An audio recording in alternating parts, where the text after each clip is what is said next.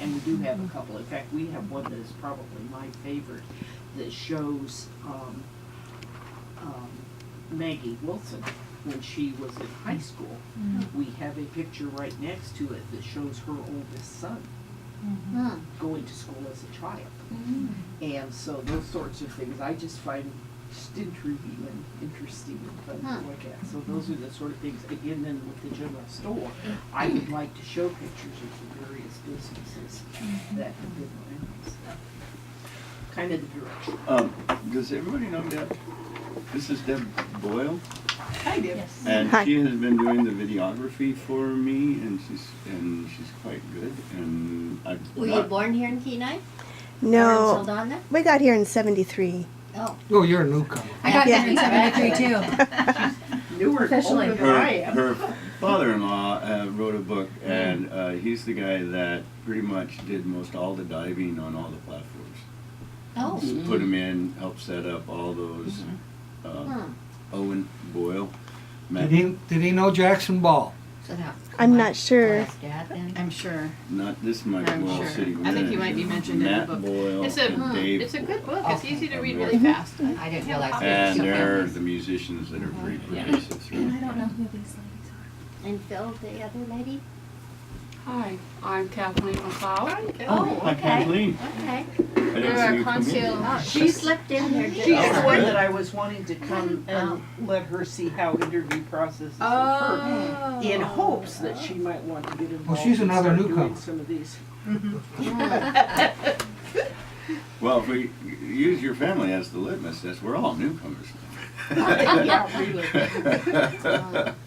And I'm Chris. I'm his middle sister. Okay. I'm the middle Morin. Middle Okay. of five. The middle Morin, yeah. I don't know if you guys know, but when we have the telephone office down behind the American Legion, is that what that building is down here? Yeah, here's a, yeah. They took down the building, but just last year the outhouse fell over. The outhouse has been sitting there all these years, and last year when I drove around there, it had fallen over, and they still hadn't moved it. Yeah, it could be good. They always built the most important buildings the best. Oh, I remember those details. And what was your name? Sharon, Sharon. Uh-huh. And what? I am the secretary with the Kenai Historical Society. Okay. So one of the, this kind of goes back to it, one of my intentions was to create a lobby that would address, at least as far as ballot's concerned, either the main characters, which of course Gert is the character that is Bertha, she's the taxi cab driver, and also references to time periods. So Joe's, I want Joe's to have a section. Everybody thinks Joe's is just the bar at the end of the road, and I realize that back in the day, both Joe's and Larry's Club was a gathering spot, not just for drinking and partying, but kind of where a lot of stuff got communicated and The town hall. a little bit, yeah, and Right all across sorts from of the town things. hall, yes, for sure. We've had some stories about Edie's, thanks to Donis. And in one of the scenes, there's a little bit of a jab at the politics of the city, which is very amusing. And it references, oh, we need marshals and we need law enforcement. Well, the issue was on several occasions, and in fact, at Joe's there was going to be a lynching, and somebody thought somebody stole or sunk a skiff, and George Robinson stepped in with his 12 gauge and said, fellas, that ain't happening. So there's a rowdy thing, but at Edie's, she shared with us that there was no, Stan was a commissioner, so he's the only official government that got a call, come over to Edie's, somebody got killed. So he calls up Donis, this is Donis's story, I'm paraphrasing her story, and she carried her typewriter, that's about a 50-pound piece of steel, and gets over there, and what had happened is some fellows were hunting, bow hunting, and were changing the jukebox selection from across the room with their arrows. And I guess the young feller didn't get the memo and stepped right in front of him, and he got dead. And so you try to explain that to, I mean, even us are going, okay. But down there, they, oh, that never happened. So, well, yeah, it kind of did. Honest doesn't really exaggerate.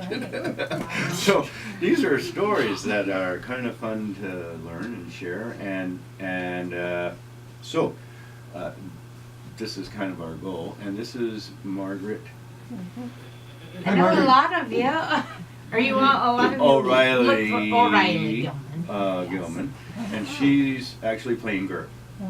So Oh, I you thought are. it would be, I'm trying to get my cast That's her. to kind of Ah. understand and get a sense of What a who pretty they're lady. representing, and maybe that'll come out a little bit. And tell me your name again. I'm Jack Porter. Jack Porter. That's my Okay. sister Amy, my sister BK, my And wife you're- Bonnie at the end. Okay, and you're Colleen's. Sister. Colleen's, yes, that's wait, another Colleen's one a of our sister, sisters. Wait, Colleen Whitmer Oh, that's my daughter. is your daughter. Yes, Okay. yes. Okay. And this is our youngest brother's daughter, Diane. Okay. Gotcha. Otherwise known as Diney. Yeah, we call her Diney. She knows me as Emily and Jasmine and Bella's mom. That's Well- I have no other identity at the school. Because I counted, I think Colleen put together a list, or sorry, the principal at McKissick Buffy. North Star. Buffy, Right. excuse me. And I think there are 10 Porter great grandchildren at McKissick Only North Star. 10? There's more 10 than or that. tw- I bet you there's more than that. For real.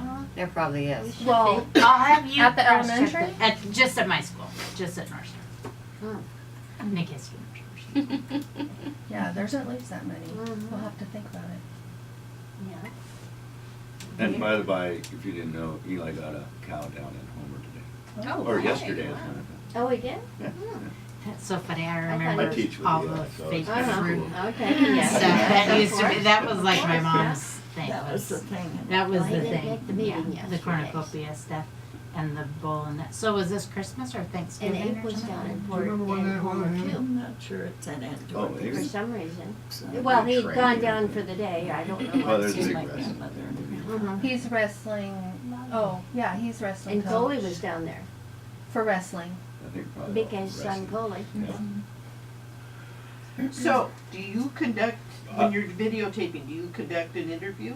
I usually just ask and explain that it's in context of the ballad of Kenai, and as an example, one of the things is the cab company. So could you? And then I just ask, what can you tell us about the cab company? The cab company was, the road to Kenai actually opened in the fall of 1951. So in the spring of 1952, we moved down, Dad came down with a partner with 3 cars, 3 red Buicks, and started Red's Cab, because with the road just opening, how many cars would have been here ahead of time, and people needed transportation. So that started the cab company. And your dad's name was Morris Porter, Morris Porter. otherwise known as Maury. How you knew that? With my mother, You gotta do it for the The camera. camera.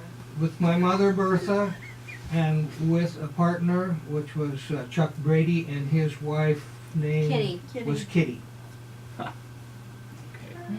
Not that kid. Full circle. Yeah, no. Yeah. Then, as Amy explained a little while ago, it's pretty hard to call a cab when there's no telephones, so they started putting telephones actually into our, we were staying at first above the old territorial school in the old teachers' place there, and he put in old Army field phones that were called EE8s. And he put those in at the businesses, and if somebody wanted a cab, they could crank that phone and we could answer it at the house. And then when Mom and Dad or whoever was driving came back, we could tell them where the next fare was. They also met the planes at the airport, picked up fares there. Now the airport was over by the cleaners. That was where they landed, or I mean that was the. So where they came in Yeah, over the behind road. where the cleaners is, I think the building is still there that it used to be. And the lady that was known as Miss PNA, Mrs. PNA, or whichever you want to call her, is still available, I'm sure, for comment at this time. Last time I We've talked to her, interviewed- she was we still have. as sharp as a tack. Yes, So she Sharp is. as a tack. Yeah. What's her name? Joanna Joanna Hollier. Oh, Colliers. She was, she ran the airport. she was, well, she worked for PNA, which She is. was, yeah, she So was the employee. for us, she was PNA, and that was all there was at the airport was PNA. So basically, yes, I guess she ran it. So what year did they put in the army base at Wildwood? That was started also, I believe, in 1952, right, Can't Amy? tell you. I think construction started in 52 and was completed about 54. Yeah. So the road was, Well, Part I of don't that know how probably. far was the road. Was there a road all the way out to No. Wildwood at that time? Well, it might have gone to Wildwood. I think it did go to Wildwood, because when Dad and Mom were driving a cab, they did do some fairs to Wildwood. Was Edie's out there past Wildwood at that time? As far as I know, now, I was only 5 years old. Right. Okay. I thought Wildwood was an Air Force base. It was, became but one. first it was an Army base, and then an Air Force base, and then it was given to the Navy. The Navies. So when you say the telephone line, it physically was from in town, and I just remember stories from G. McMaster telling us that Bertha and Maury Porter strung that line virtually on spruce trees, Yes. Some of right it. down the road. We not only, That's just kinda- I helped with stringing telephone lines when I was younger, and we strung them on trees, not only from here to Wildwood, we strung them Yeah. on trees out to, later to Soldotna to give them a telephone. Wow, And every spring, we would put a new line in down to the cannery, yeah, so that they would have a telephone, and we strung that through the woods. Dad and Mom eventually got the right-of-way for putting in utility right-of-way on the highway going out to Wildwood. And they had it strung on trees. Now later, when the Army moved in, the commander there at Wildwood asked permission to put in some Army wires on our right-of-way, and said they would put in regular telephone poles so we could put our wires on those poles. Mom said, okay, go ahead and do it, so they did. They put in real telephone poles, and then there was a change of commander at Wildwood, and when he showed up, Mom's coming to town one day. By that time, we lived on the homestead. She was coming to town, and there were GIs on those poles cutting our wires off of them. So Mom went to the base and said, you guys are taking our wires off the poles, what's the deal? And they said, well, Army regulations, we cannot allow civilian wires on military poles. She said, fine, get your military poles off of my right-of-way. Next day, they were out putting the wires back up for us. I've heard that. That's right, those are the stories. you didn't mess with her, huh? No, you didn't mess much with Mom. I'll tell you what, when I was a kid in school, I can remember we were in the old school here, and you could see the road from the classroom I was in. And I can remember sitting there one day, and one of the kids says, here comes fun, I see Jack's mom coming. At some point then, we hooked in with the military base in White Alice so that we could call worldwide. One of my very first long-distance calls when I was an operator for Mom and Dad was to place a call for Mrs. Archer at the Archer's Grocery to her mother in London, and to hear it go from here to Seattle to Chicago to New York and then transatlantic to London. And you had to hear each step along the And way you had to hear back it, and when it went transatlantic, it was just a huge echo. And then London, I was so excited. That's amazing.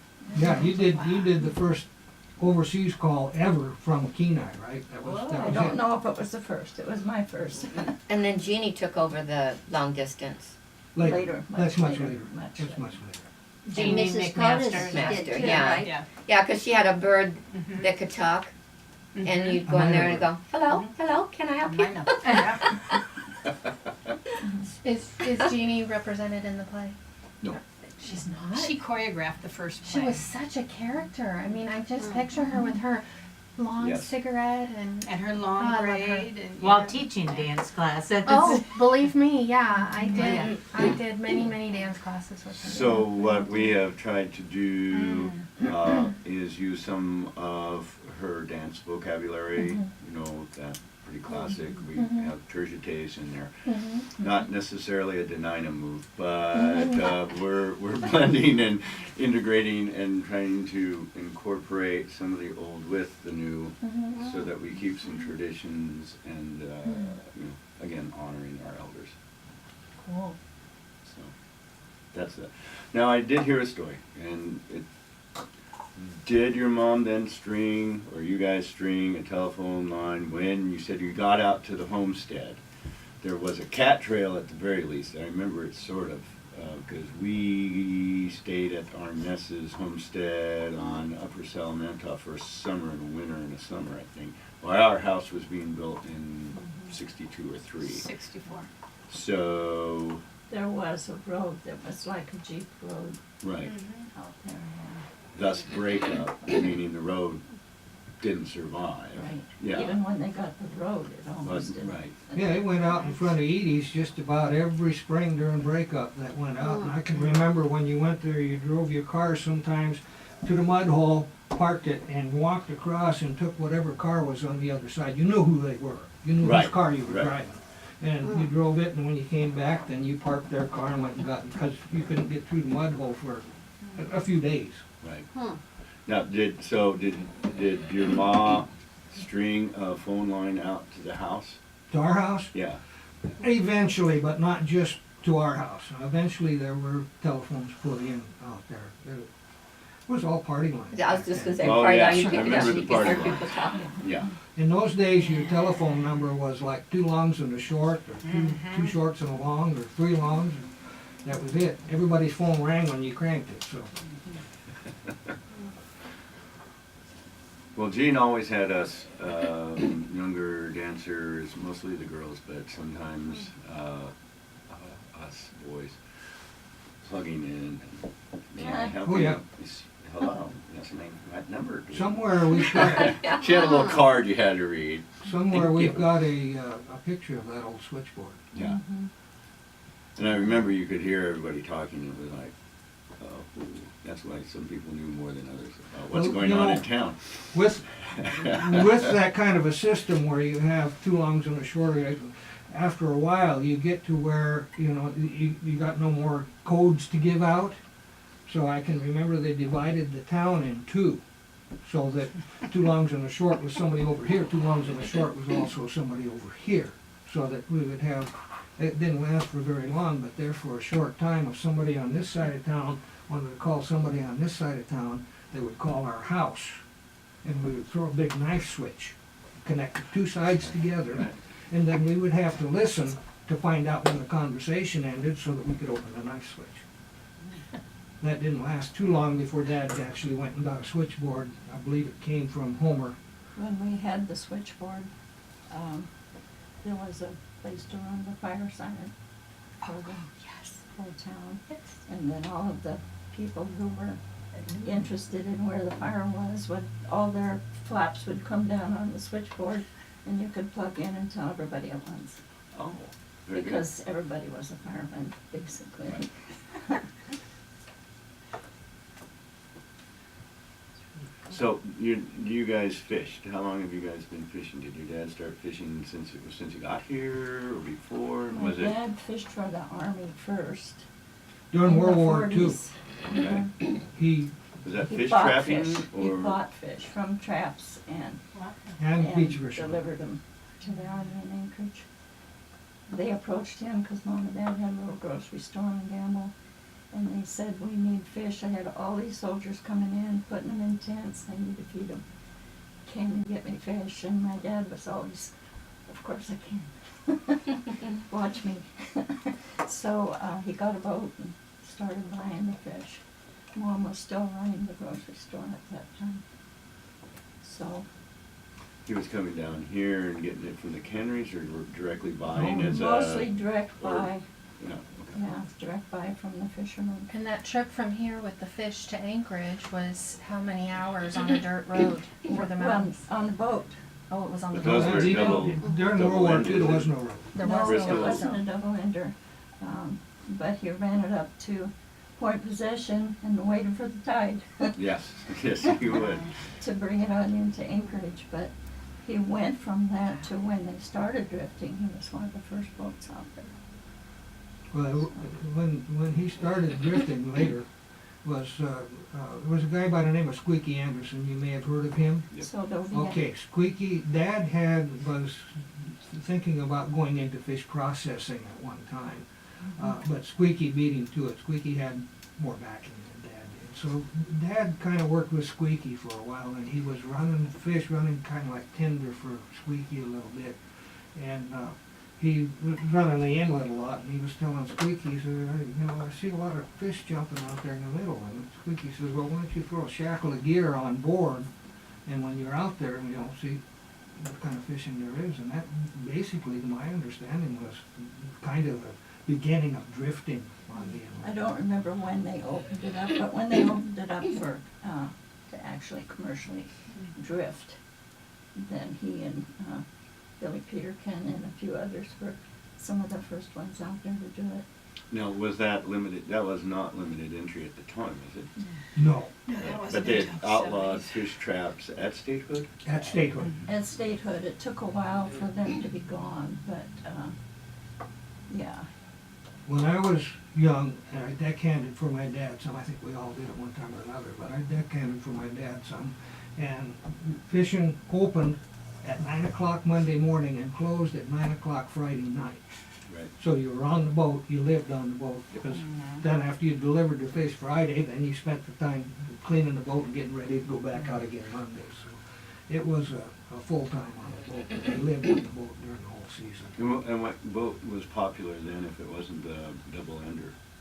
Here on the, anything Was that that would the snug? float. Anything The on snug float. days or? Dad one All year kinds. fished it was about a 28-foot, I think, open plank dory, because he didn't have a boat. He fished his own boat, he fished the Gypsy, I think, before it Gypsy. burned. And then he fished a dory, he fished a company boat a couple of years, then he had Now, the were we Ami- hand hauling? Were you hand hauling that, or did you have hydraulics or No, we spools had, or? what we had, there was a boat that he windlass of bought some sort? that he named after my sister. He named it the Ami Joe, and that was the one that I deckhanded on. It was a 40-foot boat, and in the back was a big turntable that would actually turn on the boat, okay? And on that was set the reel, and Dad took a little gasoline engine, little, I think it was like a one-horse, Yep. that he ran through an old truck transmission to the reel. He could control the speed by shifting gears on that transmission. My job at that time was, there was a little clutch on that engine, that sat on the outside of that turntable, and put the thing in gear, and when the fish would come up, because he wanted to pick it, then my job was to take it out of gear until he got it picked and wanted to throw it back in gear. And many times, I'd be sitting on that turntable out there and about half asleep. And when I was, I'd be sitting there and I had my hand over across the engine to work that clutch.